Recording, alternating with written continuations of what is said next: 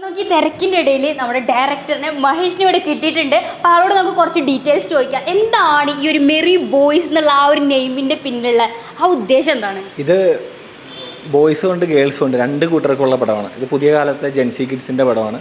പുതിയ കാലത്തെ relationship, breakups, എങ്ങനെ ഒരു പാച്ചപ്പ് ആവുന്നു, ഇങ്ങനെയുള്ള ഒരു റൈഡാണ്. ശരിക്കും ഒരു ഫൺ റൈഡാണ്. റോംകോം ആണ് നമ്മുടെ genre.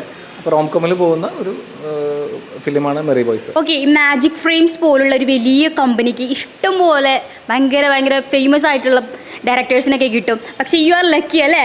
How you feel? Definitely. Like അതാണ് ഇതിനകത്ത് ഉള്ള പ്രത്യേകത. ആക്ച്വലി ഈ സിനിമയിലൊരു ത്രൂ ഔട്ട് ആ സ്റ്റോറിക്കൊരു പുതുമയുണ്ട്. അത് കണ്ടിട്ടാണ് ലിസ്റ്റിന് ഈ പടത്തിലേക്ക് ഇന്നാവണമെന്നും മാജിക് ഫ്രെയിം പോലത്തെ ഒരു വലിയ ബാനർ വരണമെന്നും. ഇപ്പോൾ നോക്കുകയാണെങ്കിൽ ഞാനും റൈറ്ററും കാസ്റ്റിങ്ങും ഡെഫിനറ്റ്ലി പുതിയ ടീമാണ്. പക്ഷേ ഞങ്ങൾക്ക് കിട്ടിയിരിക്കുന്ന ടെക്നിക്കൽ ക്രൂ, ക്യാമറമാൻ ആവട്ടെ, ആർട്ട് ഡയറക്ടർ ആവട്ടെ, നമ്മുടെ കാസ്റ്റിംഗ് ഡയറക്ടർ ആവട്ടെ, എല്ലാവരും ഇൻഡസ്ട്രിയിൽ തന്നെ ഏറ്റവും ടോപ്പായിട്ടുള്ളവരാണ് ഈ പടത്തിന് വേണ്ടി വർക്ക് ചെയ്യുന്നത്.